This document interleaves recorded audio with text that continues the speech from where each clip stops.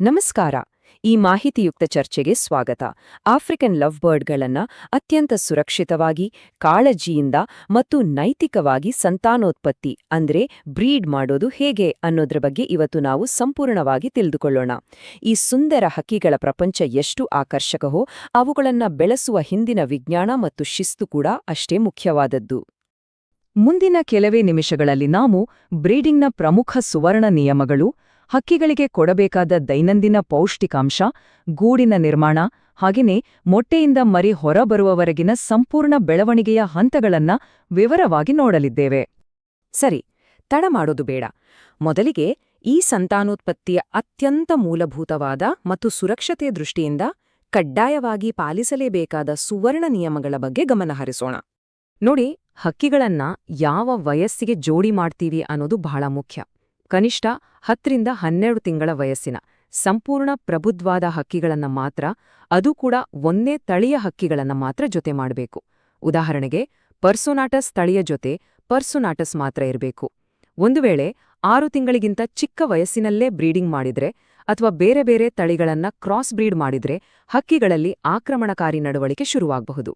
ಜೊತೆಗೆ ಹುಟ್ಟು ಮರಿಗಳು ಸಂತಾನಹೀನಾಗಿರೋ ಅಪಾಯ ಖಂಡಿತ ಇರುತ್ತೆ. ಇನ್ನು ಬ್ರೀಡಿಂಗ್ಗೆ ಮುಂಚೆ ಹಕ್ಕಿಗಳ ದೇಹವನ್ನ ಹೇಗೆ ಸಿದ್ಧಪಡಿಸಬೇಕು, ಅದಕ್ಕೆ ಪ್ರತಿದಿನದ ಪೌಷ್ಟಿಕಾಂಶದ ಪಟ್ಟಿ ಹೇಗಿರಬೇಕು ಅಂತ ಈಗ ನೋಡೋಣ. ಕಾಡಿನಲ್ಲಿ ಹಕ್ಕಿಗಳಿಗೆ ಹೇರಳವಾಗಿ ಆಹಾರ ಸಿಗುವ ವಾತಾವರಣ ಹೇಗಿರುತ್ತೋ ಅದನ್ನೇ ನಾವಿಲ್ಲಿ ಸೃಷ್ಟಿಸಬೇಕು. ಮೊಳಕೆ ಕಾಳುಗಳು, ಸೆಣಬಿನ ಬೀಜಗಳು, ಹೈ ಪ್ರೋಟೀನ್ ಇರುವ ಪೆಲೆಟ್ಗಳು, ಜೊತೆಗೆ ತಾಜಾ ಸೊಪ್ಪುಗಳನ್ನ ಕೊಡಬೇಕು. ಅಷ್ಟೇ ಅಲ್ಲ, ಪರ್ಸ್ಲೇನ್ನಂತಹ ನೈಸರ್ಗಿಕ ಕಾಮಾಸಕ್ತಿ ವರ್ಧಕಗಳು ಮತ್ತು ವಿಟಮಿನ್ ಸಿ ಹೆಚ್ಚಾಗಿರುವ ಮೆಣಸಿನಕಾಯಿಯನ್ನ ಆಹಾರದಲ್ಲಿ ಸೇರಿಸಿದಾಗ ಹಕ್ಕಿಗಳಲ್ಲಿ ಸ್ವಾಭಾವಿಕವಾಗಿ ಬ್ರೀಡಿಂಗ್ ನಡವಳಿಕೆಗಳು ಪ್ರಚೋದನೆಗೊಳ್ಳುತ್ತವೆ. ಆದರೆ ಇಲ್ಲೊಂದು ಎಚ್ಚರಿಕೆ: 5 ರಿಂದ 10. ಹೌದು, ಪ್ರತಿದಿನ ಕೇವಲ 5 ರಿಂದ 10 ಸೂರ್ಯಕಾಂತಿ ಅಥವಾ ಕುಸುಬೆ ಬೀಜಗಳನ್ನ ಮಾತ್ರ ಕೊಡಬೇಕು. ಯಾಕೆ ಗೊತ್ತಾ? ಇವುಗಳಲ್ಲಿ ಕೊಬ್ಬಿನಂಶ ಬಹಳ ಇರುತ್ತೆ. ಇದಕ್ಕಿಂತ ಹೆಚ್ಚು ಕೊಟ್ರೆ ಹಕ್ಕಿಗಳ ಹೊಟ್ಟೆ ಭಾಗದಲ್ಲಿ ಸಪೋಲಾ ಅಂತ ಕರೆಯುವ ಹಳದಿ ಬಣ್ಣದ ಮೃದುವಾದ ಕೊಬ್ಬಿನ ಗಡ್ಡೆಗಳು ಬೆಳೆಯುವ ಗಂಭೀರ ಅಪಾಯ ಇರುತ್ತೆ. ಇದರ ಜೊತೆಗೆ ಪೂರಕ ಆಹಾರಗಳ ಬಗ್ಗೆನೂ ಗಮನ ಕೊಡ್ಲೇಬೇಕು. ಮುಂದೆ ಬರುವ ಮೊಟ್ಟೆಯ ಕವಚ ಗಟ್ಟಿಯಾಗಿರಲು ಕಟಲ್ಬೋನ್ ಅಥವಾ ಮಿನರಲ್ ಬ್ಲಾಕ್ ಮೂಲಕ ಕ್ಯಾಲ್ಸಿಯಂ ಒದಗಿಸೋದು ಕಡ್ಡಾಯ. ಆ ಕ್ಯಾಲ್ಸಿಯಂ ಹೀರಿಕೊಳ್ಳಲು ವಿಟಮಿನ್ D3 ಬೇಕೇ ಬೇಕು. ಹಾಗೆಯೇ ಪೋಷಕ ಹಕ್ಕಿಗಳ ಸಂಪೂರ್ಣ ಆರೋಗ್ಯ ಕಾಪಾಡಲು ಪ್ರೊಬಯೋಟಿಕ್ಸ್, ಹುಳುಗಳ ನಿವಾರಣೆಗೆ ನೈಸರ್ಗಿಕ ಡಿವರ್ಮರ್ ಆದ ಡಯಾಟೊಮ್ಯಾಷಿಯಸ್ ಅರ್ತ್ ಮತ್ತು ಬೇವಿನ ಎಣ್ಣೆ ಸ್ಪ್ರೇ ಮಾಡೋದು ಅತ್ಯಗತ್ಯ.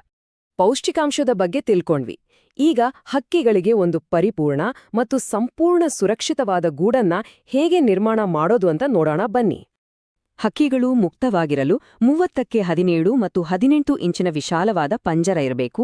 ಅದರಲ್ಲಿ ಅಲುಗಾಡದ ಭದ್ರವಾದ ಕಡ್ಡಿಗಳನ್ನ ಅಳವಡಿಸಬೇಕು. ಇದು ಹಕ್ಕಿಗಳ ಸಂಯೋಗಕ್ಕೆ ಬಹಳ ಅನುಕೂಲ ಮಾಡಿಕೊಡುತ್ತೆ. ಜೊತೆಗೆ ನೆಸ್ಟ್ ಬಾಕ್ಸ್ ಅನ್ನ ಪಂಜರದ ಎತ್ತರದ ಜಾಗದಲ್ಲಿ ನೇತು ಹಾಕಬೇಕು. ಮರಿಗಳಿಗೆ ಇರುವೆಗಳು ದಾಳಿ ಮಾಡಬಾರ್ದು ಅಂದ್ರೆ ಸೆವಿನ್ ಪೌಡರ್ ಅಥವಾ ಡಯಾಟೊಮ್ಯಾಷಿಯಸ್ ಅರ್ತ್ ಬಳಸುವುದು ಒಂದು ಅತ್ಯುತ್ತಮ ವಿಧಾನ. ಇಲ್ಲೊಂದು ಸ್ವಾರಸ್ಯಕರ ವಿಚಾರ ಅಂದ್ರೆ, ಗೂಡು ಕಟ್ಟುವ ಸಂಪೂರ್ಣ ಜವಾಬ್ದಾರಿ ಹೆಣ್ಣು ಹಕ್ಕಿಯದ್ದು. ನಾವು ಪಂಜರದೊಳಗೆ ತಾಜಾ ನುಗ್ಗೆ ಕಡ್ಡಿಗಳು, ಜೋಳದ ಸಿಪ್ಪೆ, ತಾಳೆ ಮರದ ತೊಗಟೆಗಳನ್ನ ಇಟ್ರೆ ಸಾಕು. ಹೆಣ್ಣು ಹಕ್ಕಿ ಅವುಗಳನ್ನ ಉದ್ದುದ್ದವಾಗಿ ಸೀಳಿ ತಾನೇ ಅದ್ಭುತವಾದ ಗೂಡು ಕಟ್ಟುತ್ತೆ. ಈ ನೈಸರ್ಗಿಕ ಗೂಡು ತೇವಾಂಶವನ್ನ ಹೀರ್ಕೊಳ್ಳುತ್ತೆ ಮತ್ತು ಮರಿಗಳ ಕಾಲುಗಳು ಊನ ಆಗದಂತೆ ತಡೆಯುವಲ್ಲಿ ನಿರ್ಣಾಯಕ ಪಾತ್ರ ವಹಿಸುತ್ತೆ. ಮುಂದಿನ ಹಂತ ಬಹಳ ಆಕರ್ಷಕವಾದದ್ದು. ಅದೇ ಪ್ರಣಯ ಮತ್ತು ಮೊಟ್ಟೆ ಇಡುವ ಪ್ರಕ್ರಿಯೆ. ಆದರೆ ಇದರ ಜೊತೆಗೆ ವೈದ್ಯಕೀಯವಾಗಿ ಎದುರಾಗಬಹುದಾದ ಅಪಾಯಗಳ ಬಗ್ಗೆನೂ ನಾವು ಎಚ್ಚರದಿಂದ ಇರಬೇಕಾಗುತ್ತೆ. ಹಕ್ಕಿಗಳ ನಡುವೆ ಯಶಸ್ವಿ ಬಂಧ ಏರ್ಪಟ್ಟಿದೆ ಅನ್ನೋದನ್ನ ಹೇಗೆ ಗುರುತಿಸೋದು? ಗಂಡು ಹಕ್ಕಿ ತಾನು ತಿಂದ ಆಹಾರವನ್ನ ಹೊರತೆಗೆದು ಅತ್ಯಂತ ಪ್ರೀತಿಯಿಂದ ಹೆಣ್ಣಿಗೆ ತಿನ್ನಿಸುತ್ತೆ. ರಾತ್ರಿ ಹೊತ್ತು 2 ಹಕ್ಕಿಗಳು ಅಂಟುಕೊಂಡು ಕೂರುತ್ತವೆ, ಪರಸ್ಪರ ಗರಿಗಳನ್ನ ಸ್ವಚ್ಛ ಮಾಡುತ್ತವೆ. ಹಾಗೇನೆ ಸಂಯೋಗಕ್ಕೂ ಮೊದಲು ಗಂಡು ಹಕ್ಕಿ ಒಂದು ರೀತಿಯ ಕ್ಲಿಕ್ ಶಬ್ದ ಮಾಡೋದನ್ನ ನಾವು ಸ್ಪಷ್ಟವಾಗಿ ಗಮನಿಸಬಹುದು. ಆದರೆ ಇಲ್ಲೊಂದು ಗಂಭೀರವಾದ ವೈದ್ಯಕೀಯ ಸಮಸ್ಯೆಯ ಬಗ್ಗೆ ಹೇಳಲೇಬೇಕು. ಅದೇ ಎಗ್ ಬೈಂಡಿಂಗ್. ಹಕ್ಕಿಯ ದೇಹದಲ್ಲಿ ಕ್ಯಾಲ್ಸಿಯಂ ಕೊರತೆ ಇದ್ರೆ ಅಥವಾ ಅತಿ ಶೀತವಾದ್ರೆ, ಇಲ್ವೇ ಹಕ್ಕಿ ತುಂಬಾ ಚಿಕ್ಕ ವಯಸ್ಸಿನದಾಗಿದ್ರೆ ಮೊಟ್ಟೆ ಹೊರಬರದೆ ಒಳಗೆ ಸಿಕ್ಕಾಕ್ಕೊಳ್ಳುತ್ತೆ. ಇದು ಹಕ್ಕಿಯ ಪ್ರಾಣಕ್ಕೆ ಕುತ್ತು ತರಬಹುದು. ಹಕ್ಕಿ ಗರಿಗಳನ್ನ ಉಬ್ಬಿಸ್ಕೊಂಡು ಸುಸ್ತಾಗಿ ಹಿಕ್ಕೆ ಹಾಕಲು ಒದ್ದಾಡುತ್ತಿದ್ರೆ ಈ ಅಪಾಯವನ್ನ ತಕ್ಷಣ ಪತ್ತೆ ಹಚ್ಚಬಹುದು. ಒಂದು ವೇಳೆ ಹೀಗಾದ್ರೆ ಸಮಯ ವ್ಯರ್ಥ ಮಾಡದೆ ಈ ತುರ್ತು ಕ್ರಮಗಳನ್ನ ಅನುಸರಿಸಬೇಕು. ಮೊದಲು ಆಸ್ಪತ್ರೆಯ ಪಂಜರವನ್ನ 28ರಿಂದ 32 ಡಿಗ್ರಿಗೆ ಬಿಸಿ ಮಾಡಿ, ಒಳಗೆ ಒಂದು ಒದ್ದೆ ಟವಲ್ ಇಟ್ಟು 60% ತೇವಾಂಶ ಇರೋ ಹಾಗೆ ನೋಡ್ಕೊಳ್ಳಿ. ಆಮೇಲೆ ಸಿರಿಂಜ್ ಮೂಲಕ ವೆಟಾಫಾರ್ಮ್ ಸ್ಪಾರ್ಕ್ ನೀಡಿ. ಇಷ್ಟೆಲ್ಲಾ ಮಾಡಿದ್ರೂ ಹಕ್ಕಿಯ ಸ್ನಾಯುಗಳು ಸಡಿಲಗೊಂಡು ಸುಧಾರಣೆ ಆಗದಿದ್ರೆ ತಕ್ಷಣವೇ ಪಶುವೈದ್ಯರನ್ನ ಸಂಪರ್ಕಿಸಲೇಬೇಕು. ಇನ್ನು ಮೊಟ್ಟೆ ಯಶಸ್ವಿಯಾಗಿ ಹೊರಬಂದ ಮೇಲೆ ಕಾವು ಕೊಡುವ ಪ್ರಕ್ರಿಯೆ ಶುರುವಾಗುತ್ತೆ. ಈ ಸಮಯದಲ್ಲಿ ವಾತಾವರಣದಲ್ಲಿ 50ರಿಂದ 80% ತೇವಾಂಶ ಇರೋದು ಕಡ್ಡಾಯ.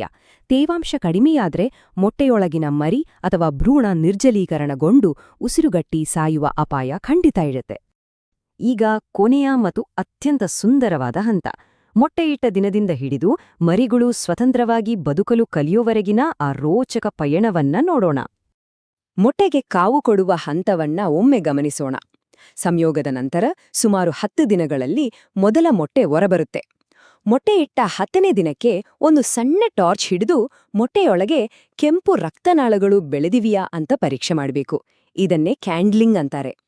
ಎಲ್ಲವೂ ಸರಿಯಾಗಿದ್ರೆ 21ನೇ ದಿನಕ್ಕೆ ಸರಿಯಾಗಿ ಮೊಟ್ಟೆ ಒಡೆದು ಮರಿ ಹೊರಬರುತ್ತೆ. ಮರಿ ಹೊರಬಂದ ಮೇಲೆ ಅವುಗಳ ಬೆಳವಣಿಗೆ ಬಹಳ ವೇಗವಾಗಿ ಆಗುತ್ತೆ. ಮೊದಲಿಗೆ ಪೋಷಕ ಹಕ್ಕಿಗಳೇ ಸಂಪೂರ್ಣವಾಗಿ ಆಹಾರ ನೀಡುತ್ತವೆ.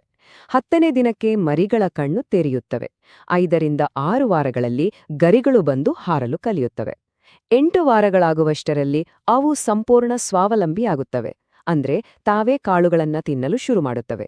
ಈ ಸಮಯದಲ್ಲಿ ಪೋಷಕ ಹಕ್ಕಿಗಳ ಆಕ್ರಮಣಕಾರಿ ನಡವಳಿಕೆಯಿಂದ ರಕ್ಷಿಸಲು ಮರಿಗಳನ್ನ ಬೇರ್ಪಡಿಸುವುದು ಬಹಳ ಮುಖ್ಯ. ಒಂದು ವೇಳೆ ಪೋಷಕ ಹಕ್ಕಿಗಳು ಮರಿಗಳನ್ನ ತಿರಸ್ಕರಿಸಿದ್ರೆ ನಾವು ಕೈಯಾರೆ ಆಹಾರ ಅಂದ್ರೆ ಹ್ಯಾಂಡ್ ಫೀಡಿಂಗ್ ಮಾಡ್ಬೇಕಾಗತ್ತೆ. ಇದು ಸುಲಭದ ಕೆಲಸ ಅಲ್ಲ. ಈ ವೇಳಾಪಟ್ಟಿಯನ್ನ ನೋಡಿ. ಮೊದಲ 5 ದಿನ ಪ್ರತಿ 2 ಗಂಟೆಗೊಮ್ಮೆ ಆಹಾರ ಕೊಡ್ಬೇಕು. ಆಮೇಲೆ 3 ವಾರದವರೆಗೆ ಪ್ರತಿ 3.5 ಗಂಟೆಗೊಮ್ಮೆ. ಹೀಗೆ ಹಗಲು-ರುಳು ಕಟ್ಟುನಿಟ್ಟಿನ ಬದ್ಧತೆ ಮತ್ತು ಕಾಳಜಿ ಇದ್ರೆ ಮಾತ್ರ ಬೆಳೆಯುವ ಮರಿಗಳನ್ನ ಉಳಿಸ್ಕೊಳ್ಳಲು ಸಾಧ್ಯ. ಇಲ್ಲಿ ನೆನ್ಪಿಡ್ಬೇಕಾದ ಅತಿ ಮುಖ್ಯವಾದ ತಾಪಮಾನ ಅಂದ್ರೆ 106ರಿಂದ 108 ಡಿಗ್ರಿ ಫ್ಯಾರನ್ಹೈಟ್. ಕೈಯಾರೆ ಆಹಾರ ಕೊಡುವಾಗ ಫಾರ್ಮುಲಾ ನಿಖರವಾಗಿ ಇದೇ ತಾಪಮಾನದಲ್ಲಿ ಇರಬೇಕು. ಸ್ವಲ್ಪ ಬಿಸಿಯಾದ್ರೂ ಮರಿಯ ಆಹಾರಕೋಶ ಸುಟ್ಟು ಹೋಗುತ್ತೆ, ಸ್ವಲ್ಪ ತಣ್ಣಗಿದ್ರೂ ಜೀರ್ಣಕ್ರಿಯೆ ಸಂಪೂರ್ಣ ವಿಫಲವಾಗುತ್ತೆ. ಹ್ಯಾಂಡ್ ಫೀಡಿಂಗ್ ಮಾಡುವುದಕ್ಕೆ ಅಪಾರ ತಾಳ್ಮೆ ಬೇಕು. ಆರಂಭದಲ್ಲಿ ಕೇವಲ 6ರಿಂದ 8 ಹನಿಗಳನ್ನ ಮಾತ್ರ ಕೊಡಬೇಕು. ಹಾಗೆ ಒಮ್ಮೆ ಆಹಾರ ಕಲಿಸಿದ್ಮೇಲೆ ಉಳಿದಿದ್ದನ್ನ ಕಡ್ಡಾಯವಾಗಿ ಬಿಸಾಡಬೇಕು. ಆದ್ರೆ ಈ ಶ್ರಮಕ್ಕೆ ತಕ್ಕ ಪ್ರತಿಫಲ ಖಂಡಿತ ಸಿಗುತ್ತೆ.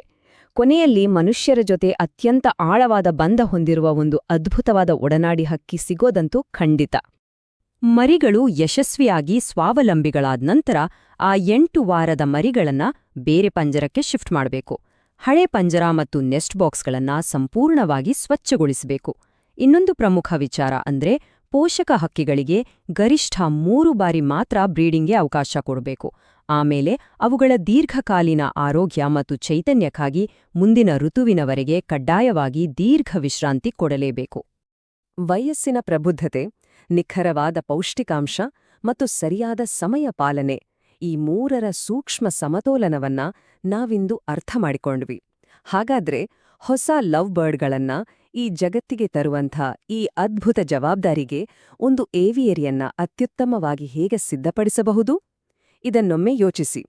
ಭವಿಷ್ಯದಲ್ಲಿ ಲವ್ ಬರ್ಡ್ಗಳನ್ನ ಅತ್ಯಂತ ಸುರಕ್ಷಿತವಾಗಿ ಮತ್ತು ಆರೋಗ್ಯಕರವಾಗಿ ಬೆಳೆಸಲು ಈ ಮಾಹಿತಿಯುಕ್ತ ಚರ್ಚೆ ಖಂಡಿತ ನೆರವಾಗಬಲ್ಲದು.